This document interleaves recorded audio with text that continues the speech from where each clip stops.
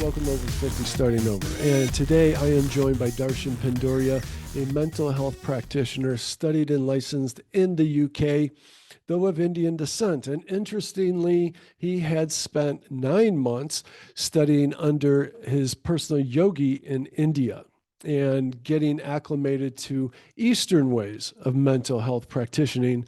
So he brings a very interesting perspective from both Eastern and Western. I do hope that you enjoy the show.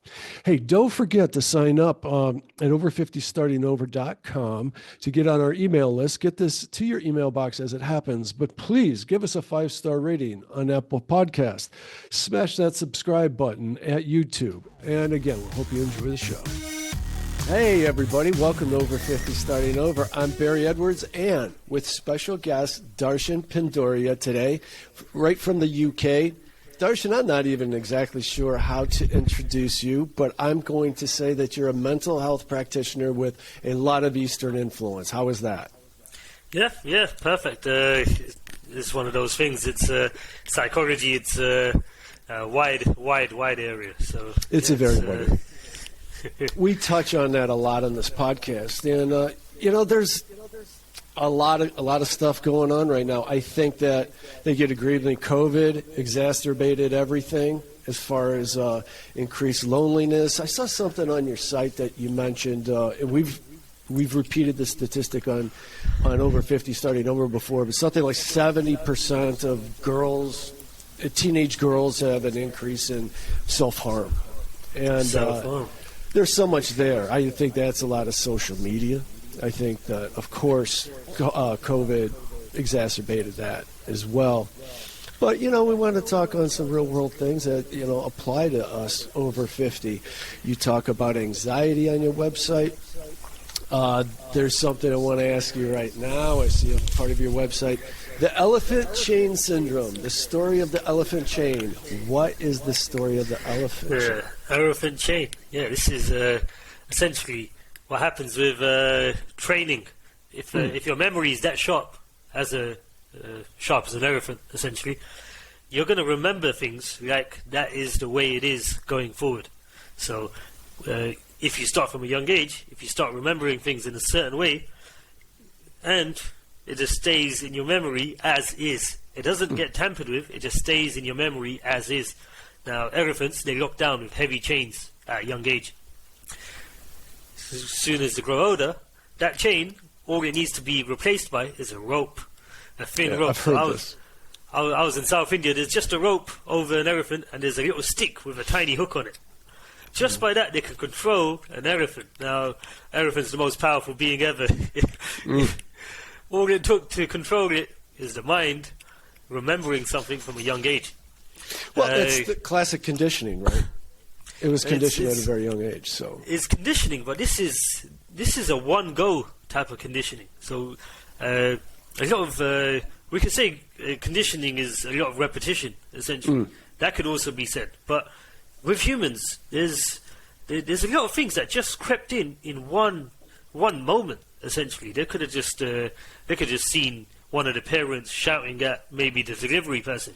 Just these little one moments that could change you for life. Essentially, yeah.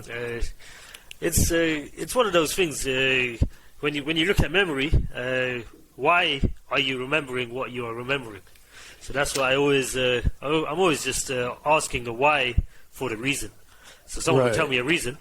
Okay, we know the reason. What's the reason for the reason now? Okay. I know that when you say if you remember something in a certain way that's perhaps traumatic, it's you could call that PTSD. It'll be something that will stick with you and shape the way that you behave for maybe the rest of your life. Oh, so yeah. Well, what do you reckon your take on PTSD is? What's my take on it? Yeah, it's a tough one. I've talked to a lot of different guests about this. As a matter of fact, I have a friend that's a filmmaker, a documentarian in California, Eric Christensen. We have a couple of really fantastic interviews on Over 50 Starting Over, which, by the way, guys, you can see all of them at over50startingover.com. And so he explores PTSD, the effects of it, people coming back from war and trying to find themselves again. And I don't know, it's really fascinating. I am certainly no expert on it whatsoever, but there's little things that I've learned over my life, like we've had this increase in 4th of July, our Independence Day, more and more people. I live in an urban area, a pretty urban area, and more people are setting off fireworks on their own.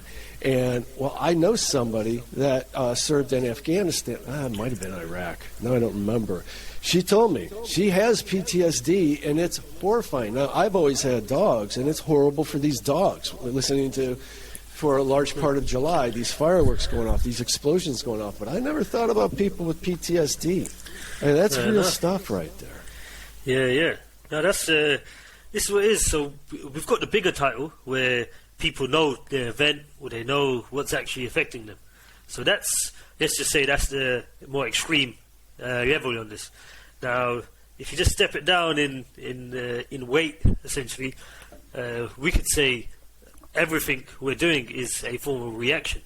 So every time we're thinking, we're always in a reactive state. So you've got the traumatic states, and you've also got your day-to-day reactive states. So when we start questioning them, it starts boggling our mind. Is that why do we do what we do? Just even the little things. So that's what got me into psychology. I had someone that questioned it out of me. He was a yogi. He was at the time he was probably 60 years old. I used to sit with him for hours, just hours and hours, and I would question him, thinking I'm right to question him. But then he would question me to say, why do you think you're right to question me when you haven't even questioned yourself? And I was just a kid in front of him, to be honest. Well, let's talk more about that, because I'm interested. You've mentioned him on at least one of your videos that I watched, and you have some beautiful videos on your website, which is deepsyc.com, and that's deep, PSYC.com, and then go to the video section. So just beautiful videos. You in the Himalayas. Would you call that a retreat? How did this get started? How did you first meet this yogi? I was 2010. I was in college. So I had a bit of a life transformation when I was 16. So I come from a background of a few family issues, and then it led me to have a lot of anger in me. That led me to hang around with those type of people that gave me adrenaline. Then slowly but surely, a temple opened up down the road from my house. Started going there, got enrolled in the community, and it was a thing within Indian culture to go into IT, engineering, subjects like that. And I went to work experience in IT, hated it, and just so happened that there was a big festival in India happening that year. So that's when I went out there, a big marble temple opening, and that's when I got introduced to this yogi. He happens to know my family from when my dad was 10, and then disconnected. I should mention, you are of Indian descent, but you yourself grew up in the UK, correct? UK, yeah, born and bred UK. So your parents came over here? So it would have been around 10 years before I was born. They would have come over, and so it's in terms of my upbringing, I was always taught that it's there for when it's there. So if you got a family occasion, you turn on your Indian basically, and then you go back to being non-Indian. So that type of thing. So then we were never taught the value of what it was like for maybe our past generations growing up. So all my past generations, we used to rely on the local temples, local communities to get our teachings, to get our morals essentially, and a lot of our health used to come from them as well. So a lot of health teachings, because there wasn't doctors, pharmacists, this and that back then. It was all just the community used to know what used to work for people, take them, type of plant medicine. And as soon as I started connecting a few dots, I said, okay, instead of IT, I want to go down the line of psychology. Got talking to who I now see as my psychology trainer. He's a yogi in India. Got talking to him then. He said, go back, do uni, then come back and we'll do a full training. So I done 5 years of uni, and then when I was on the way back, in uni, I had in my head, I'm going to go to India for a year. Going to go to India for a year. After my uni's done, going to go to India for a year. So the plan was to go to India for a year, but only 3 months into it, I had to come back to the UK because my sister was getting married. So then it's still in my head that I want to go for a year. So I'd done 3 months again, 3 months again, and then another 3 months again, that type of thing. So I ended up to a year, but just split up. But my training in India, it was everything that I needed, to be honest, because I'd studied the UK, got my degree in psychology. I knew what areas that I wanted to know more about, and I had certain individuals that I could just ask them everything, compare the theories, understand more, and apply it to myself. As soon as it comes to uni, we're learning about how it applies to everyone else, but when it comes to applying it to yourself, it's hard, to be honest. It's eye-opening, and then you start realizing how much I used to think I'm just a normal guy, and then you start realizing I've got all of this inside of me. You say, oh, where did it? How did all that get there? Now, did you start realizing this through meditation when you actually went to India and started studying?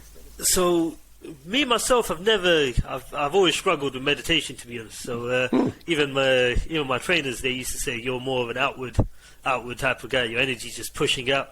But my experiences of learning how I operate on the outside, that's when I started questioning it. That's when I learned a lot about myself. In terms of meditation, my form of meditation is a bit more when there's a crowd all singing and chanting, and I'll just be in that crowd. I'll be playing my drum, or I'll be chanting with everyone, and that's when I'll zone in, and that's when I gain most of my deep meditative experiences. But, okay. Go for it. Your formal training in university, did you find that to be, like, I don't know how that would compare to the United States training. I imagine it'd be very similar. Yeah. Very similar. Like really westernized. Very different from the Eastern. Is that correct? Exactly. So if I was just to put it out there, the difference between Western psychology and Eastern psychology. Now, this is a topic that no one talks about in the West. Now, in the East, in India, in the Shaolin monks, you've got the martial arts, you've got the yoga side of things, the Buddhist monks. That's all the Eastern psychology. Now, what they do, Eastern psychology is based on looking at what's going on and saying that's what's going on. Now, Western psychology is looking at testing people and then saying this is what's going on. So after you've tested certain individuals, you've rounded up a conclusion to say this is what's going on in the world. Now, Eastern psychology is literally you look inside, close your eyes, what's going on? Are you thinking about past, present, future? Are you thinking about in a worrying state, anger? Are you overly attached to certain things? If you just have a quick introspect, you've kind of figured out your psychology. But if you never do this, you never actually know what's your process of thinking. So every time you're trying to do something, you're kind of a step behind. You're chasing other people's technique after. So that's what I was. As soon as I got to India, my trainer, he told me, you're going to have to forget everything you know. And then you're going to know everything. So it was confusing, but yeah, well, it's a process. Well, I got to tell you, you got me a little confused because, as you say, you get to know how you think. And there are times when I think that I do know how I think, but then as I'm listening to you unfold this story, it's like, do I really know how I think? There's the Tony Robbins, and you've got all the motivational speakers. What they've done, essentially, they know a lot of these problems are out there in society. To say depression's on the rise, anxiety's on the rise. So they've got a set structure on how to handle those issues, essentially. Now, in Eastern psychology, I can't tell you in Eastern psychology that this is where you need to get to. Because if I tell you that everything that you do, you're just going to be looking for that one piece. Yeah, you're just going to be looking for that fix or that little strengthening point. So I had to get that out of my head. That okay, I'm doing all this psychology work, but I don't know where it's going. As soon as I do that, I'm open to anything and everything. So it's literally whatever comes my way, I could talk to someone about it, but Yeah.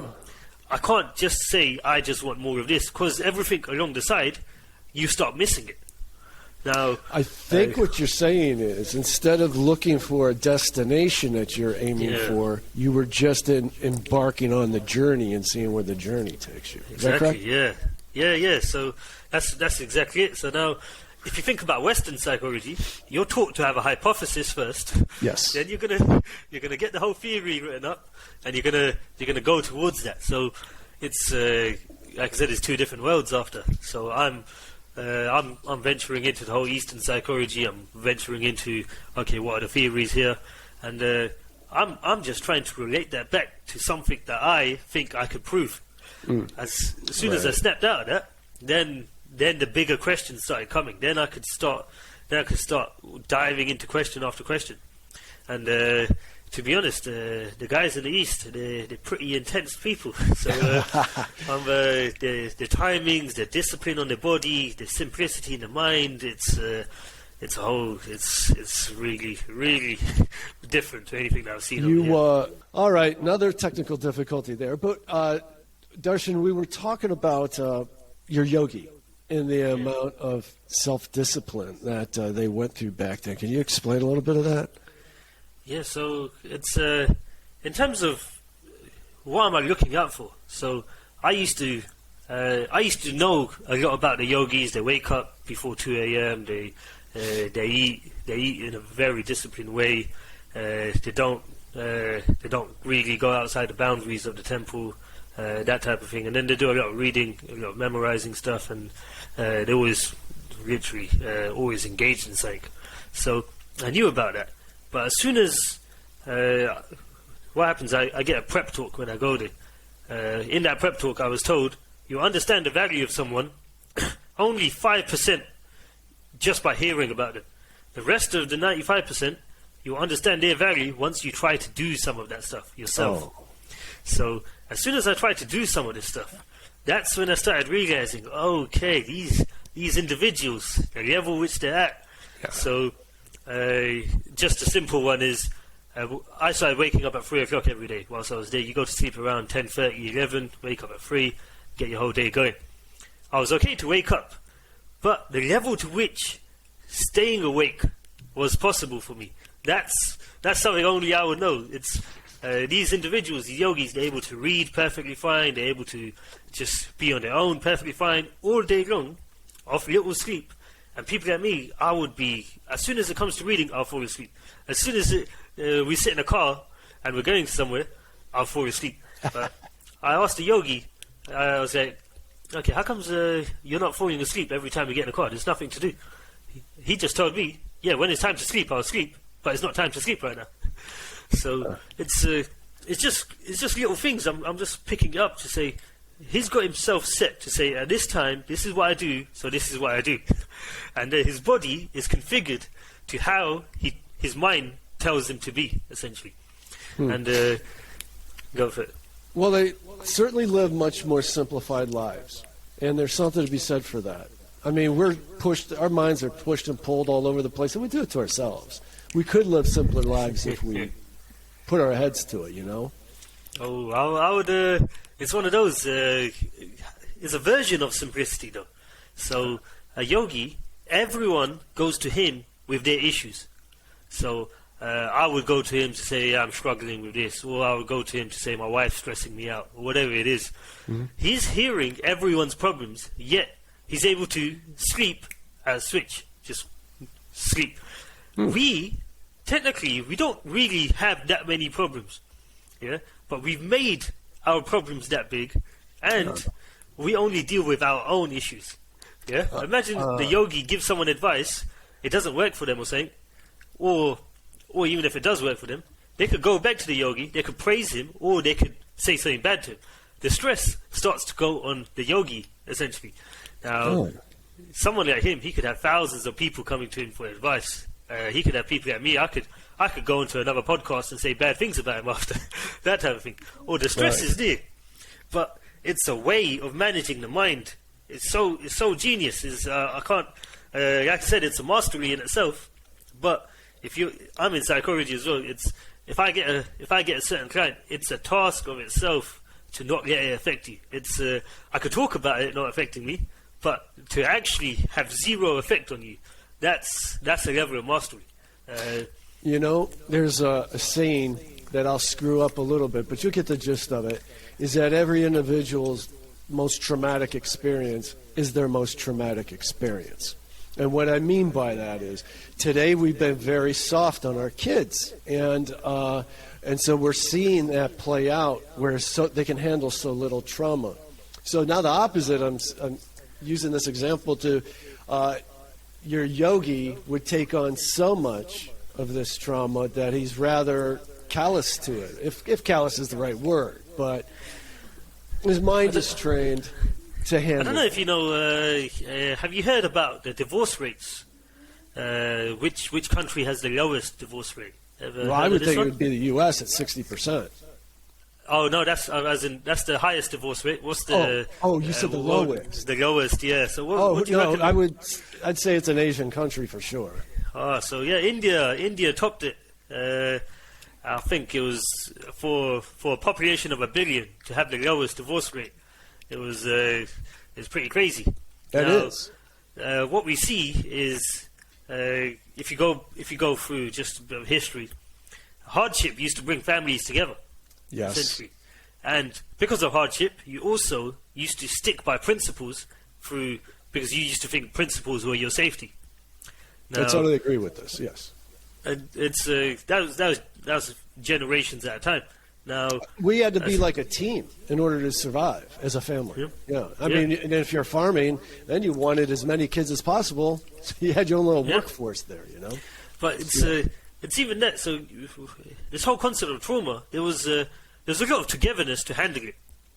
Now we've promoted the concept of individuality to such an extent that even your problems are handled on an individual level now. So that whole team aspect. So whoever is stronger right now mentally, they're stronger because they've done a lot of work on this topic. It's harder to find just naturally more resilient people just from day-to-day education and just get a job and you're just as resilient. Right now, a lot of training's having to go into being resilient. But back in the days, resilience, when you're doing stuff together, you also become as resilient as the other person. So you start bouncing off people's strength. And the area that I'm from in India, we got hit by an earthquake in 2001. The recovery rate on that earthquake, I don't know how to put it in stats, but it was really fast. The way they recovered, the way they built up the whole community, all the international support from people from that area, that type of thing. It's you can tell that's thanks to the mindset of the generation before that, the resilience in that mindset, that togetherness, and it starts shining out. Now, when it comes to mental illnesses, fair enough, we could say there might have or there might not have been as many before, but this togetherness concept, it's the best. It's a big medicine, but it takes a big change in our lifestyle to actually work together with other people. That's if I just give an example, yogis, they're all educated, they all come from, a lot of them have degrees from before, then they're going to live a life of a yogi in India. Now they got to live 200 to 500 of them got to live together in harmony, type of thing. Right. So no matter what people's styles are, they're all managing to live together in harmony. That's even that. It's different. But in the army, you can see all these guys, they're all living together in harmony, single purpose.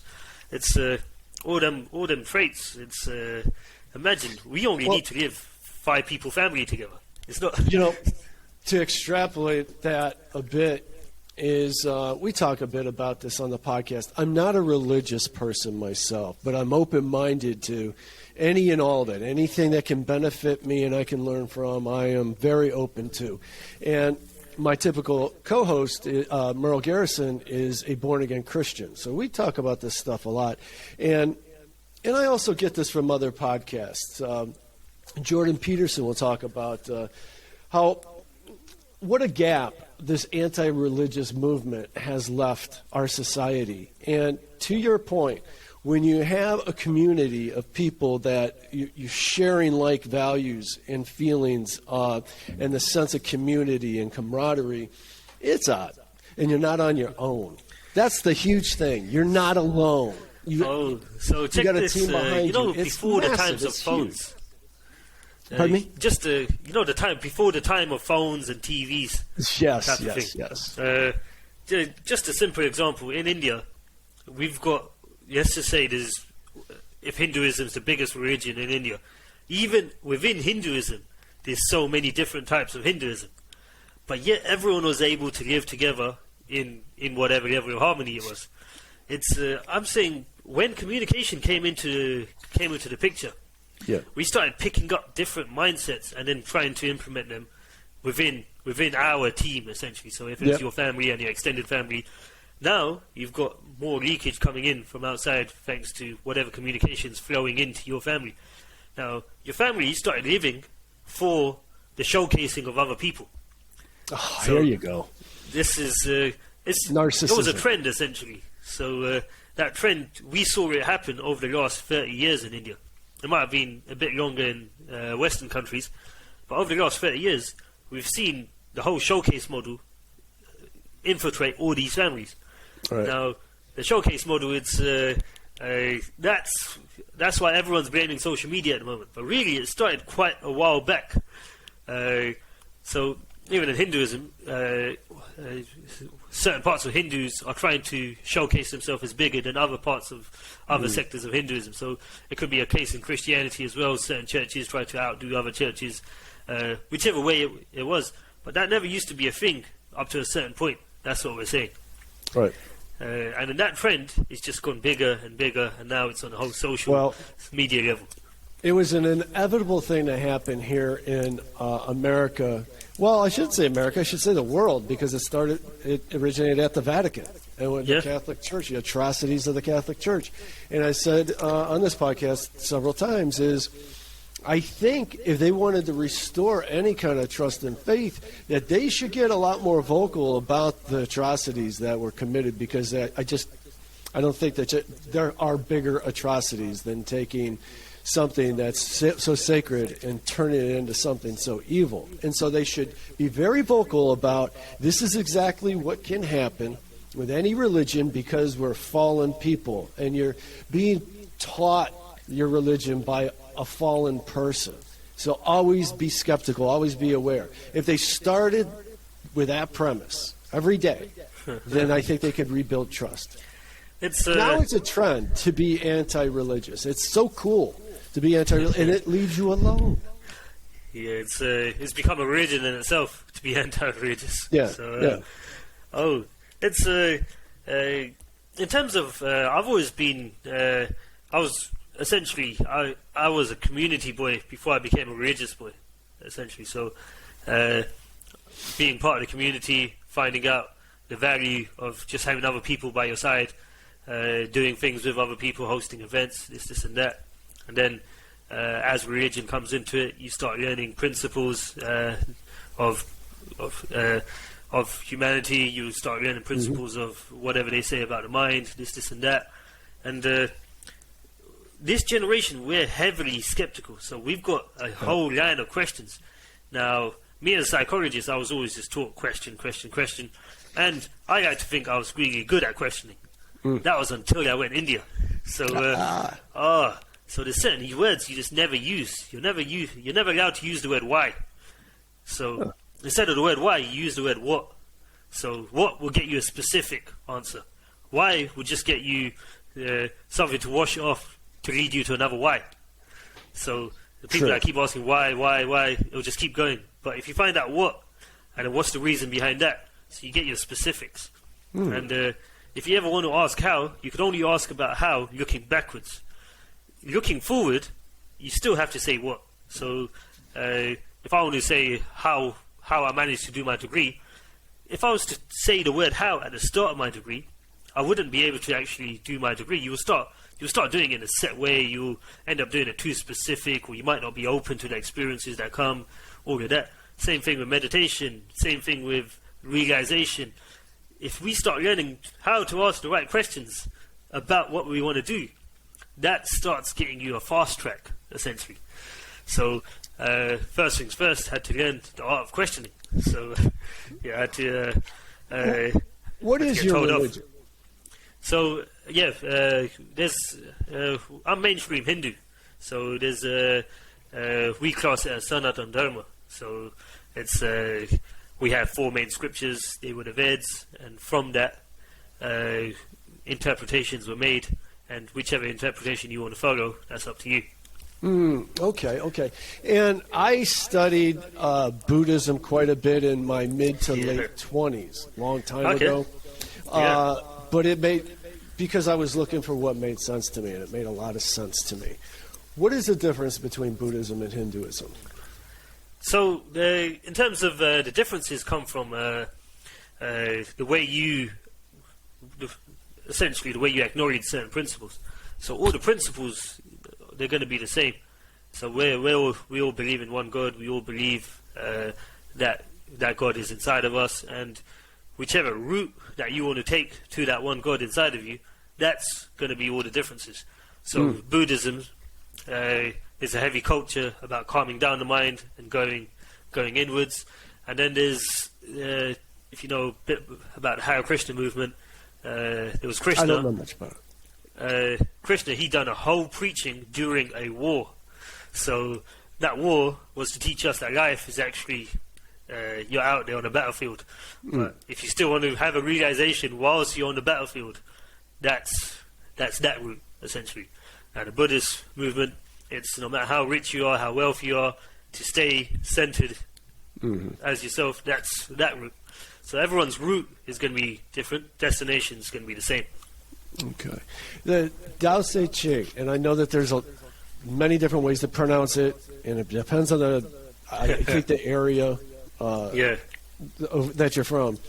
So excuse me, I'm sure I just offended a lot of people that are better about it than me. I read that book, the translation of that book, many times over all those years ago, and I just found that to be fascinating. How old is? Do you know how old that book is? Like 3,000, 4,000 years old or something? Ooh, writings. Yeah, it would add up. Yeah, would imagine so. Yeah, it's just a fascinating collection of wisdom. So. Fair enough. What's your take on in terms of your venture into spirituality as such? Oh boy. What is my take on spirituality? Yeah. It is fluid. I'm always trying to find more of the answer to it. Darshan, I got to tell you, for a large part today, I'm believing more and more we're in the Matrix. That it's a virtual reality. If you look at the video games that are out there right now, look, when I was a kid, we started out with Pong. It was just a blip on a screen, and we were mesmerized by it. We've been just absolutely mesmerized by technology, no matter how infantile it was. And now we have games that are truly lifelike, virtual worlds. So imagine where we can be in another 10 to 20 years with it. And if you can imagine us really being given the choice of, hey, do you want to be out here in this world, or do you want to be in this world where you can do anything that you want? A lot of us are going to take that green pill or red pill or whatever that is. So I even think, I've had this conversation with my podcast host, the Born Again Christian. I wonder if the Bible is actually trying to tell us about all of this virtual world, this matrix, but in a language that we could only understand back then. We didn't have the language for this until like 30 years ago. 30 years ago. We couldn't fathom really this matrix virtual world. And now all of a sudden, if you know a little bit about it, you see the possibilities for sure. So there's that. But there's so much that's more. A big thing, yeah. It's there's a spiritual world and a material world. So that's so who's your God? Is it a programmer, or is it God in a Christian sense? I don't know. Fair enough. But I've always liked the Buddhist and Hindu approach that seemed really super down to earth and useful. It just taught you how to live your life today, it seems to me. and to look inward. There's a lot of emphasis on state. So being in a spiritual state, being in a material state, that type of thing. Is state is it's a big area of study.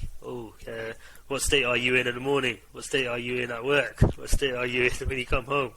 That type of thing. That's interesting. Can someone just tell you a few words and your state is gone?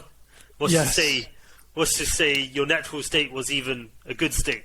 If someone could just tell you something and your state flips. If someone's driving too slow in front of you and if you got adjustable state, what's to say you've got a life that's in your control?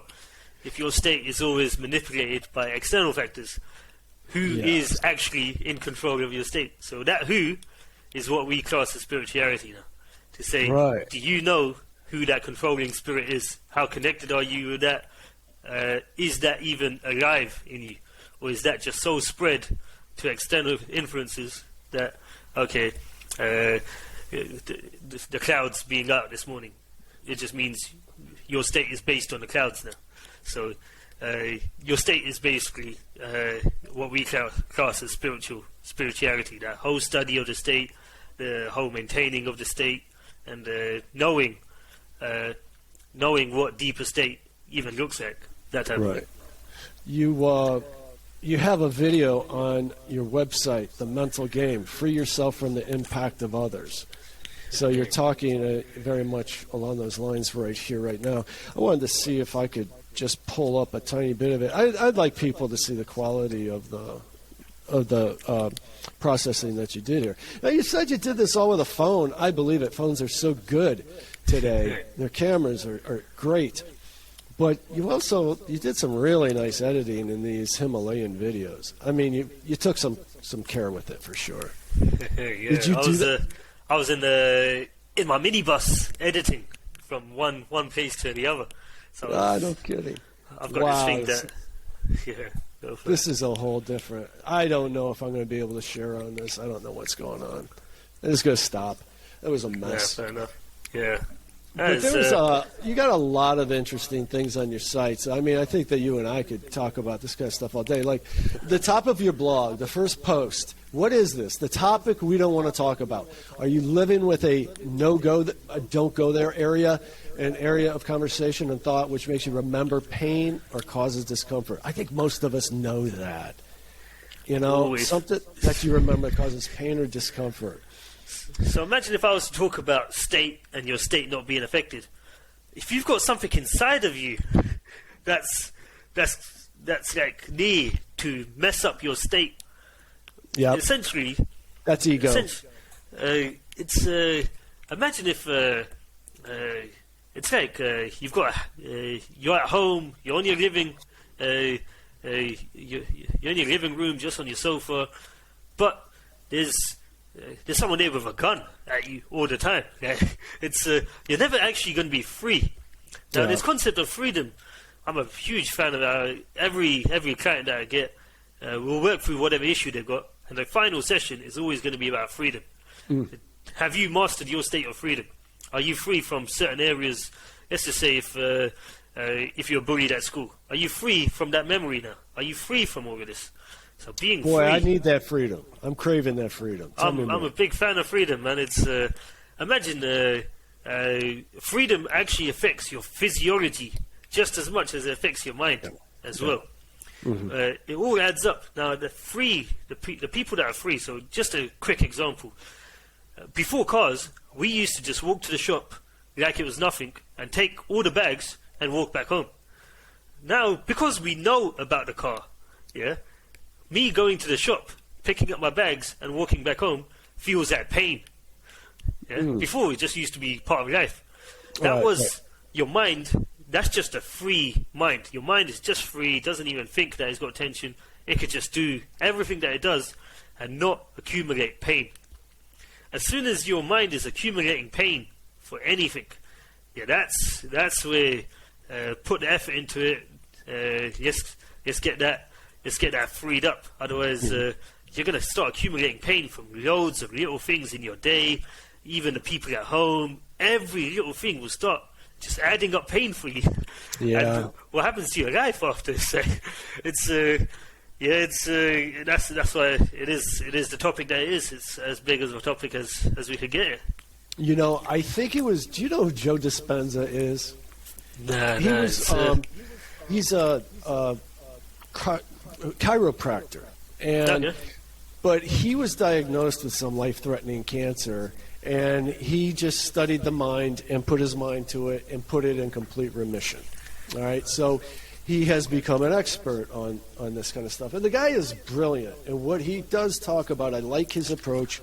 You know, I totally relate to it. It's always about what state you are in, controlling that from the moment you get up in the morning.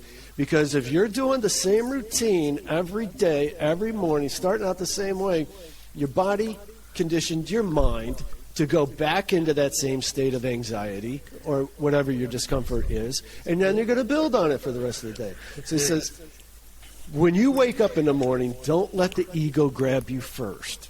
You know, you want your true self to be able to go and function. So as soon as you wake up, get out of bed, because those negative thoughts of your ego will take over right away. And just making a change in your daily habits and routines will make a big change overall. Exactly. I think it's brilliant stuff.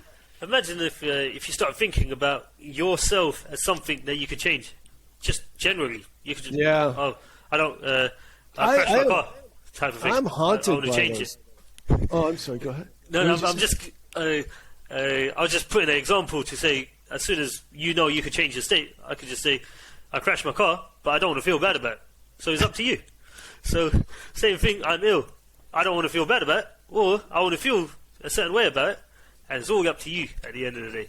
But getting to that state, that needs to be talked about more, because it's actually doable. Yes. People are calling themselves experts in this field now. But really, imagine... It should be a necessity to be an expert in changing your own state. Yes.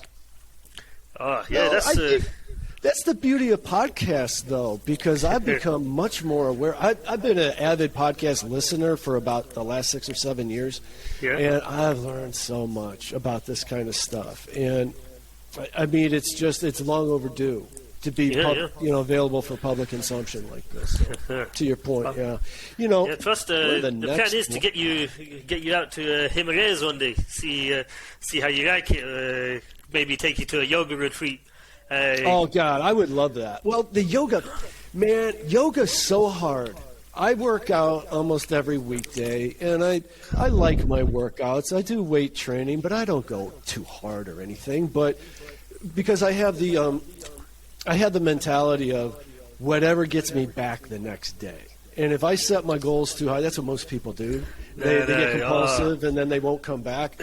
So anyways, but I've done the yoga, periodically throughout my life, and I just think it's so hard. Now, there's different versions, different kinds, but... you're gonna spark a huge debate on that one. I think yoga. There's an Eastern and Western debate to yoga now. Yes, of course you're right. But I've also always said, just my opinion, I think everybody over 40 should have to do yoga because it's that good for you, physically and mentally. Oh, I lost you. I can't hear you. It's that cable.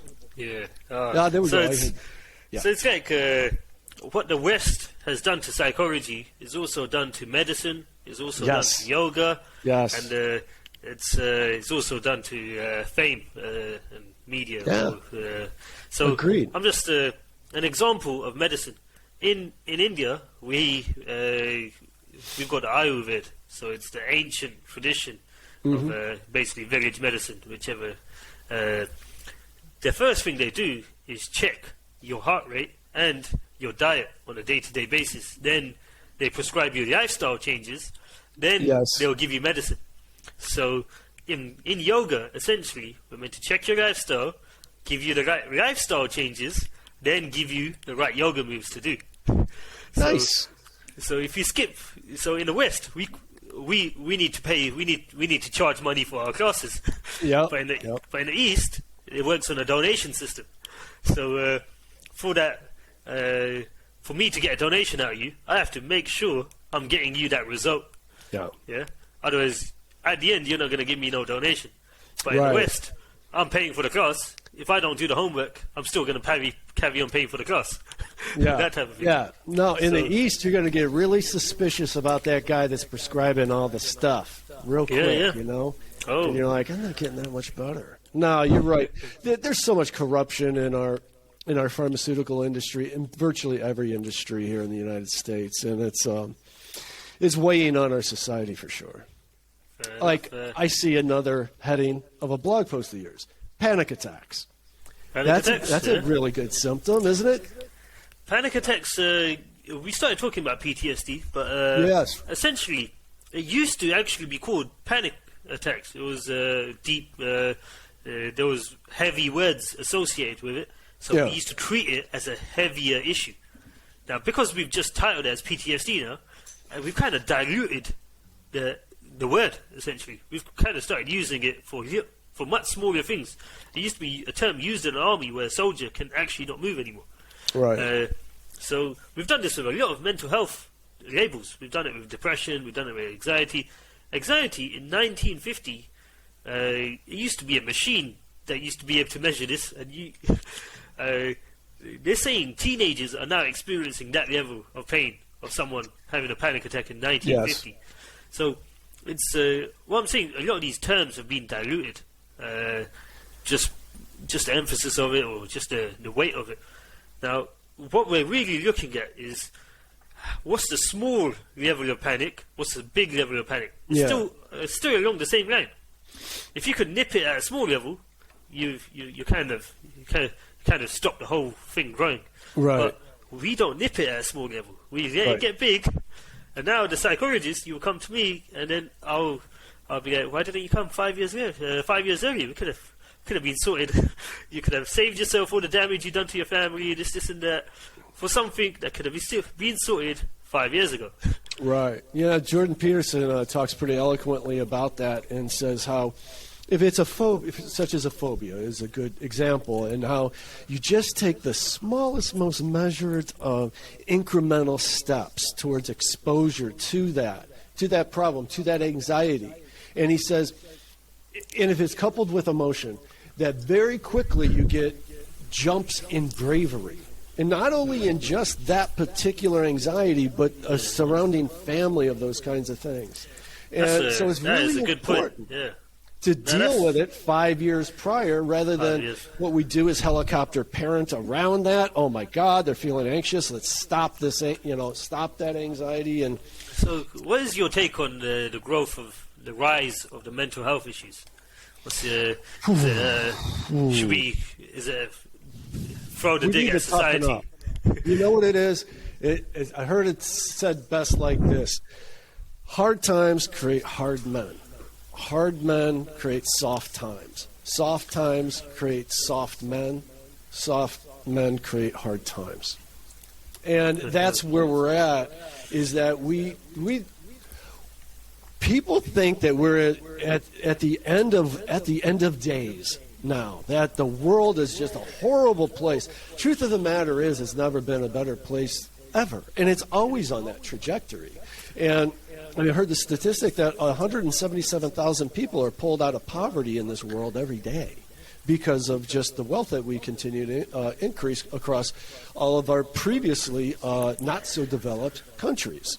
So this is a wonderful thing if we could see it from that angle, but we don't. There's so many things, and although I believe in capitalism so much that it is the catalyst that's pulling everybody out of poverty, it also has that other side effect of a capitalist society. People find ways to use that to make a buck off of it, and I think the interconnectedness of us with the internet, we're still in an infancy phase, an adolescent phase. Our society hasn't grown up to it yet. I think it's started to.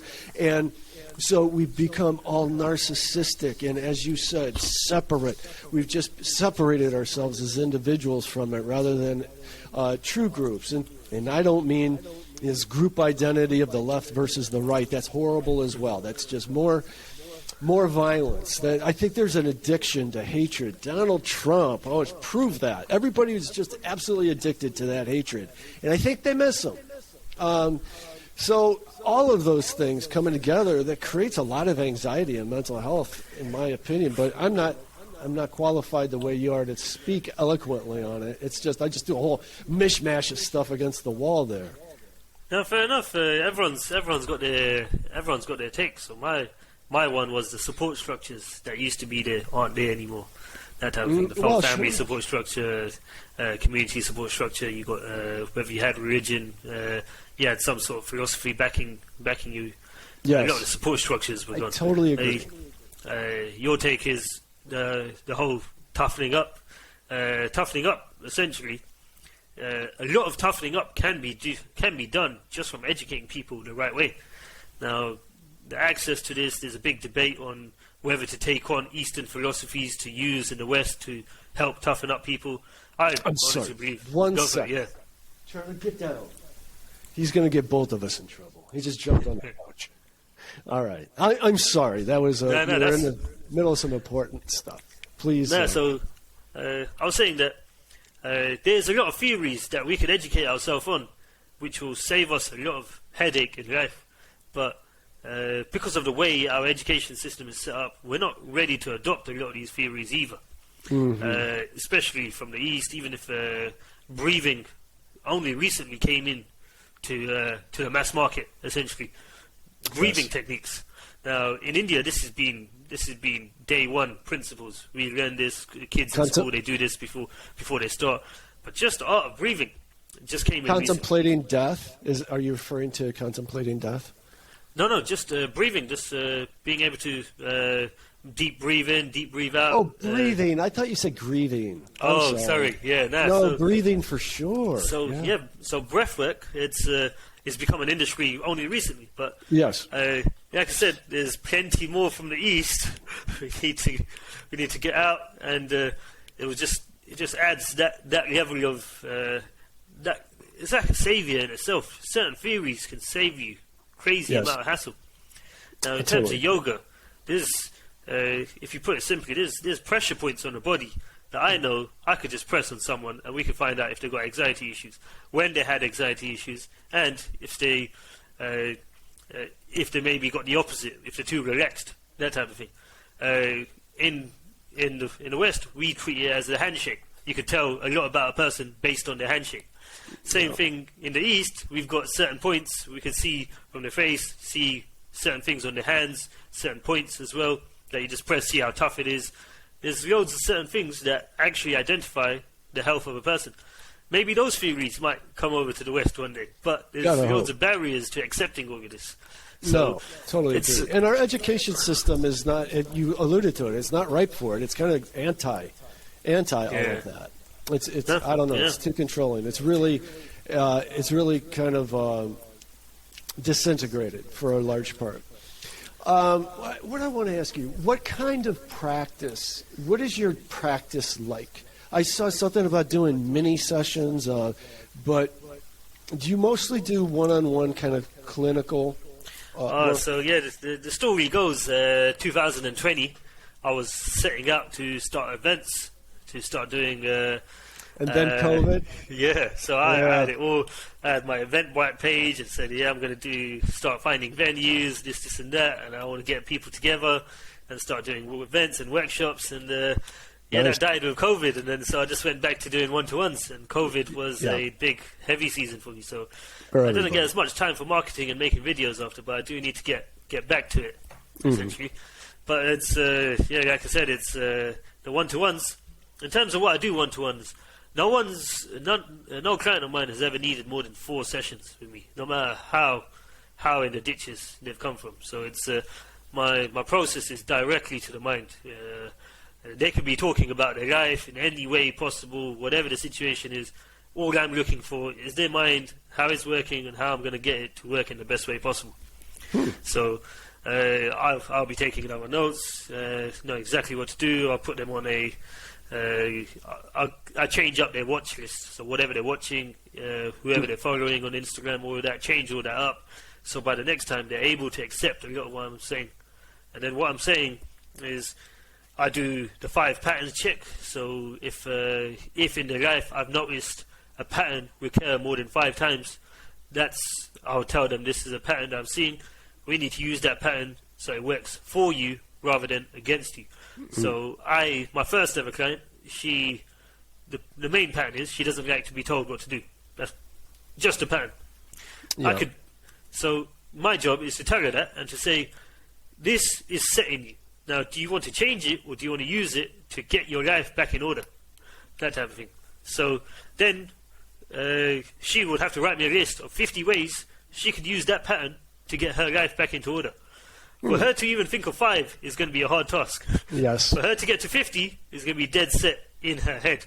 This is how I'm doing it. So it's and she was a homeless person because she got kicked out of family, plenty of miscarriages, this and that in life.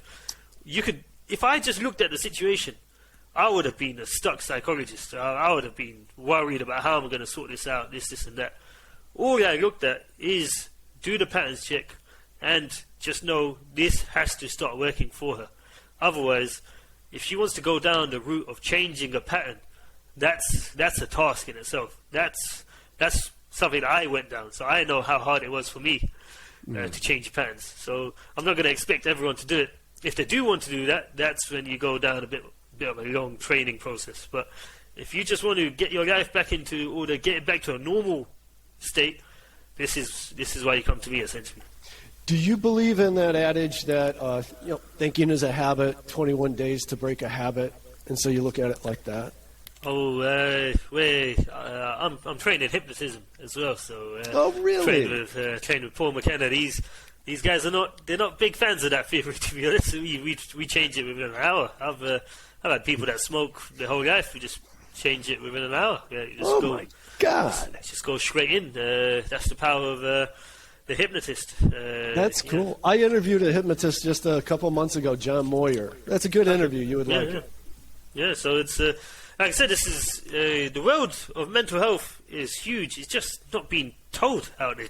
Otherwise, a lot of this stuff is common knowledge as well. So let's just say procrastination has become a huge thing, and in the psychology field, we're thinking, there's nothing hard about sorting out procrastination. That's a quick thing. A simple one I was told: if you're procrastinating, you're not going to procrastinate going to the toilet. So you just go to the toilet and you do something after that. That type of thing. You're not going to hold back. The only trick I know is to break things down into super small steps and do that one small thing. Yeah, it's the momentum is the snowball effect after. So right. Snowball effect is a good one. To be honest, if we wanted to get a list of how to sort out every mental health issue, the common mental health issues, the non-neurological ones, we could probably find theories after theories, and all of them they pretty much do work. So it's the awareness. I think that was the main issue. So people, they're just not aware of what mental health is. Oh, I asked you, does anxiety cause constipation? Oh, so anxiety, constipation. Yeah, this is. Let me try this with you. See if it works. It's something that was done with me. Now, what is the first part of the body you protect when you're in danger? Your balls? Nah, I wouldn't say that. So, I didn't even open this up. Let me take a look. That's what I would think. Yeah, just keep going, keep guessing. Let me just see how long it takes. Well, to get I would say then, I mean, it depends on where the danger's coming from, but I'd kind of think your face, your head. Yeah, face doesn't come in as first either. It's naturally, which would be your first? Well, I guess this is pointing to the stomach. Yeah, so it's, really? I was taught it was, so if you think about it, every time you're in danger, you cripple forward. Also, on a roller coaster, everything like that, your body naturally cocoons in. So everything's based on the stomach area. Now, in yoga, you'll notice every yoga move is literally to do with bending and going back, bending, going back. Everything amplifies to the stomach. Even all the breathing work that we do, all the breath work, it's all to do with the stomach. A lot of this theory goes into saying there's a powerhouse where the stomach is. If that gets altered, what happens is your body starts sending power to certain areas, and it causes a balance shift. So anxiety, if you're worried about certain situations, your legs start getting a bit wobbly because there's too much power going there, because you're getting ready to run. Yep. So in that situation, you could carry on running for a good 100 miles, like Forrest Gump type of situation. All right. And you won't even get tired because there's that much power in you. It could just send it to that area. But now, if the mind has made up a situation, or that situation isn't even near, your body's getting ready for it, but it takes that energy from elsewhere. It can take it from your thinking, it can take it from your digestive system, and it sent that power elsewhere. So this is the whole anxiety topic. Now, essentially, if you get anxiety and you're thinking too much, maybe, whilst you're eating, you might just overeat, or you might, and it could that could lead to a whole dietary issue that comes forward. And then, because you don't like the taste of your food, you start going for tastier, snacky food, that type of thing. There's that external, and then on internal, anxiety. It makes everything tight, makes all your muscles tight. So naturally, constipation, also back issues, and in yoga again, just example. It could be, to be honest, anything, even boxing. After you've done your exercise, how much more freer do you feel mentally? Technically, you've only moved your body. You haven't even sorted out a life situation yet. You've just done something physically, and you feel that much more relaxed. Well, and they say that, I think it's true, that stretching, the extreme stretching of your muscles releases toxins from your muscles and joints. And it sure seems like it. Put that on the reverse. How did they get there in the first place? That's true. I think that's people that go work on building sites. They go work in maybe warehouses. Where's their tension coming from? Because they're still physically moving all day. How's the toxins? How's all of that getting into their muscles that they still need to go for a massage after? Well, are you suggesting that it's from us feeding our anxiety? It's whether it's food or alcohol or drugs or whatever. There's now you've opened me up to more options. To be honest. I was literally just going to say it was our mind. Our mind and muscle connection is anyone that works out at the gym, they'll tell you the mind and muscle connection. But if your mind is always stressing, your muscles are just in reactive phase, so they're getting ready just for pain, so they tighten up all the time. Isn't that the parasympathetic nervous system? I think. That's what we activate when we start working out. We start getting the nervous system going, getting ready to brace ourselves. It's to be honest, like I said, it's people. We've started making our day, just each part of our day, a little bit harder, a little bit more open to pain, a little bit more open to pain. It all has to go somewhere, so it goes inside of us. We've seen this when people get angry. Where's all that anger coming from? Was it really just because one person sweared at them, or was it all of that build-up from the past, just building, all coming out in one go? I see.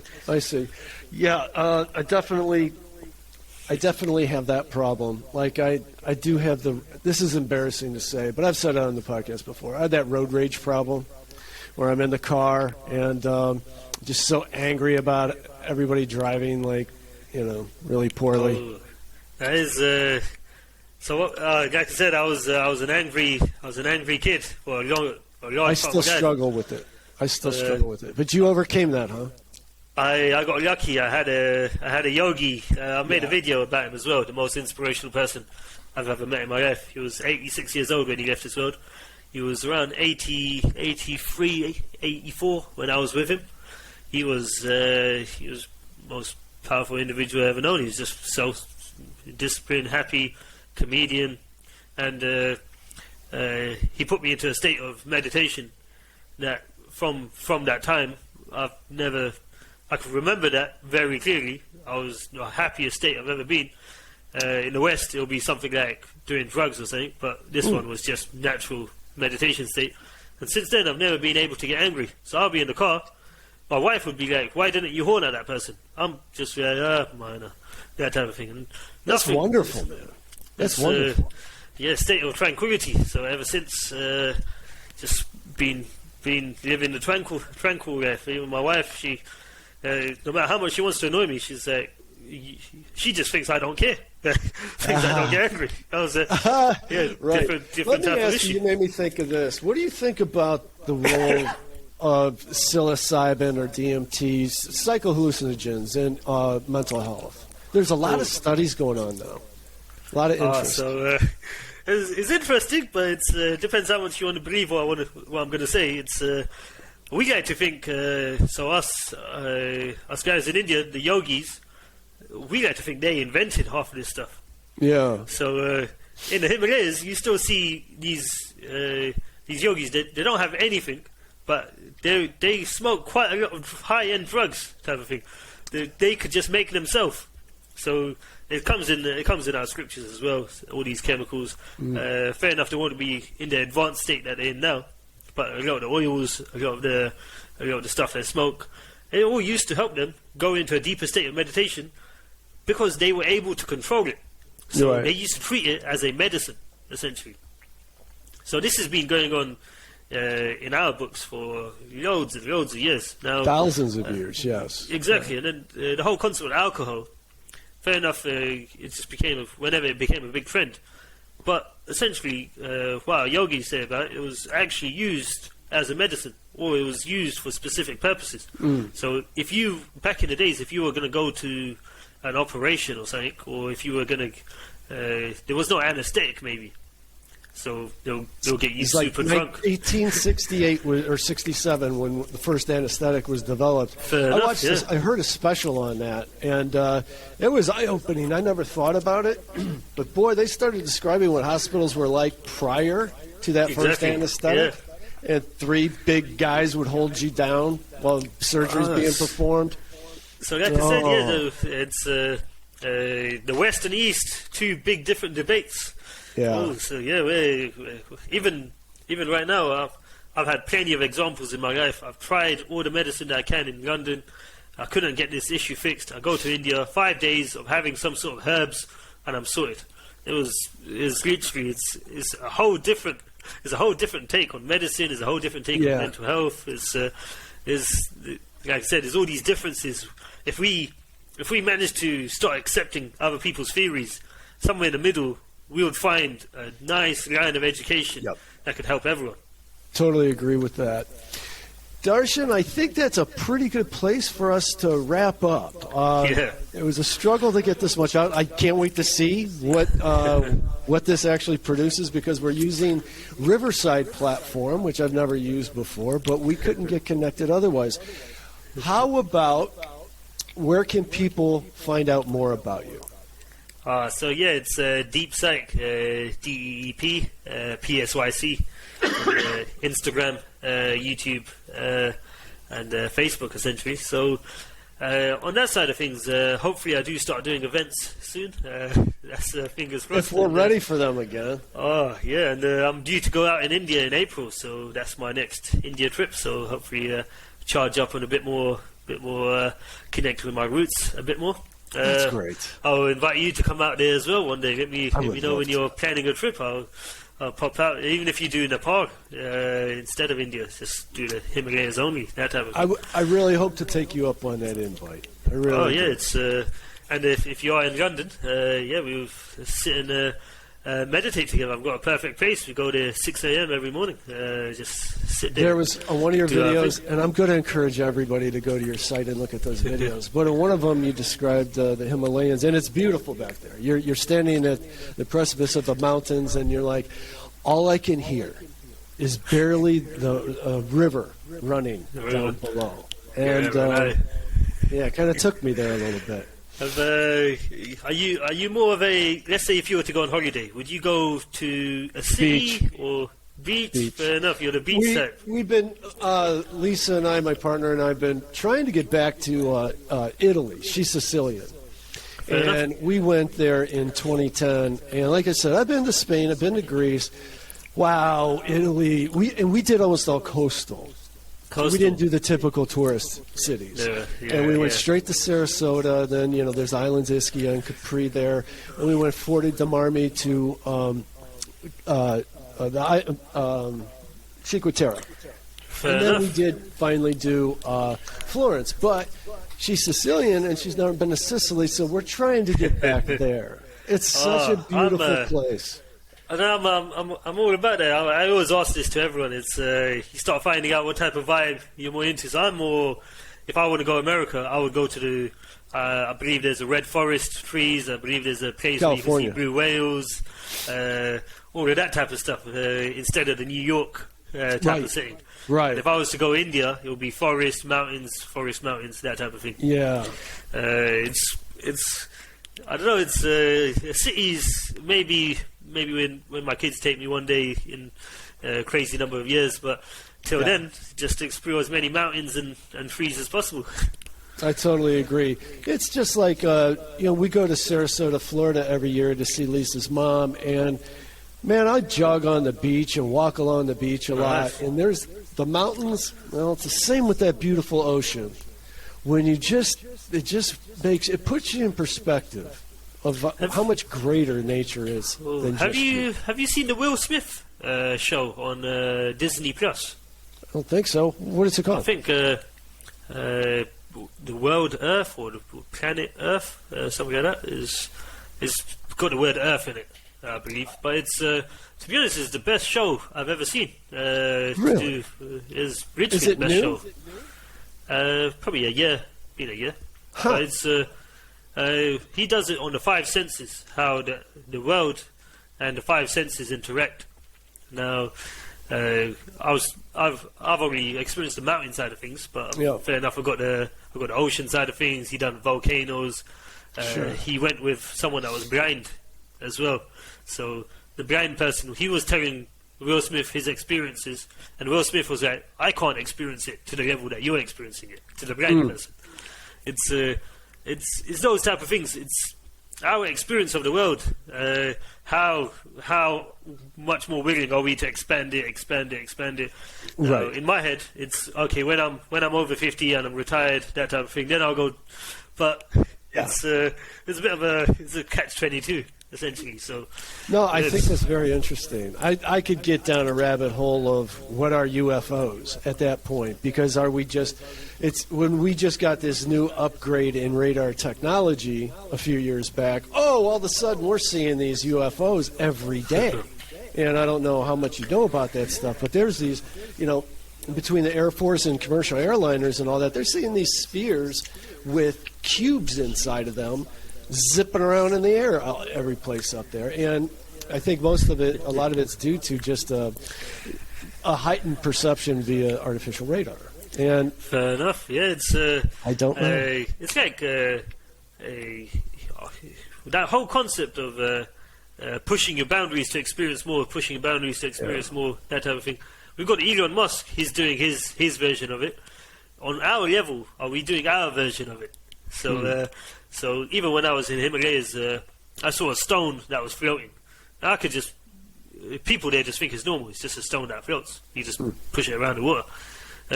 But people coming from UK were thinking, "Oh, damn, this stone is floating." And then there's a fire, there's a flame, it's 2 inches big. It's just always on, even in winter. It's just on. Just comes out of the mountain. There's natural gas supply just coming out of the mountain. It's just always on. There's like snow all over it. Even if snow comes on top of it, just always on. Now over there, the locals, it's just normal to them. So right. It's to us, it's like, hey, this flame is just on all the time. And then there's one guy. He was carrying 100 kg bag of wheat on his shoulder. 100 kg bag. He doesn't look strong. He just carry on walking. He just walks wherever he needs to get to. And that's 100 kg. We're thinking, hey, that's 100. Everyone there, just normal. Just little things, just normal to them. I see what you're saying. Like I said, when I was out there. It's like it's kind of well known that there was an Olympic sprinter back in the 1940s or something. Like there was a certain threshold that nobody could ever beat, and then when this one guy beat that, everybody else started beating it. Fair enough. So it's something weird about that. It made me think that what's why is my version of normal so boxed in, essentially? So Right. We've heard about it. If someone's able to read a certain amount of books in a certain amount of time, they'll get a Guinness World Record right now. But when I was in India, I was seeing people reading a lot of stuff and absorbing it, being able to be quizzed on it in a short space of time. And I'm thinking, this is normal to these people. If this was in London, this would need to go on TV and be on YouTube and stuff. That type Right. of thing. So it's probably the same thing in the Shaolin monks or the Buddhist monks. What they could do with their brainwaves and what they could do with their body. All of this stuff is not exposed to us, but over there, it's just common knowledge. But that's the nice thing about how interconnected we are, is we're talking about it. Other people will listen to this and hear about it and talk about it. You know, hopefully we do start gaining the best of our different societies and extrapolating that, you know? Exactly. And then, this is the mission, make life easier for people. Instead of, they've got in the habit of making it hard for themselves. So It's my funny. job as a psychologist, just get the mind in such a way that their life is a lot easier to live. If I've helped someone live their life a lot easier, instead of me giving them strength, I've actually helped them make their life a lot easier. So I feel that that's my route, essentially. Oh, sure. Yeah, the thing is, it's kind of like we're promised that technology was going to make our lives so much easier because it was going to automate so much. In so many ways, it made it so much more complicated. Oh, yeah. I was talking to someone that's 100 years old. He said when we used to do stuff, when we used to buy a house or whatever it was, we never knew how to sign our name on paper. So we used to push our thumb. Oh. So they were called thumb presses. So that was a title that for the uneducated back then. So he said right. that was us when I was 10. Now look at all of you guys when you're 10. How do you wash your clothes? You push a button. Yeah. How do you heat your food up? You push a button. How do you count? You push a button. Or do you use your thumb? So he was like, you guys will become thumb presses as well. So you guys we don't know how to do anything for ourselves. We just know how to push our thumb. That is true. And now we got everyone's got that phone in their pocket, and it's all they're doing is just pressing that thumb. Pressing that thumb. So back then they were buying houses, they were building businesses, they were doing it all just by pushing a thumb. Same thing we're doing now. Wow. All right. On that note, Darshan, it's been so much fun. Thank you for your patience and our technical difficulties in getting over that. I really appreciate it, and I hope we could do it again sometime. Oh, perfect. Yeah, anytime. Yeah, it'll be great hearing from you, Barry. All right.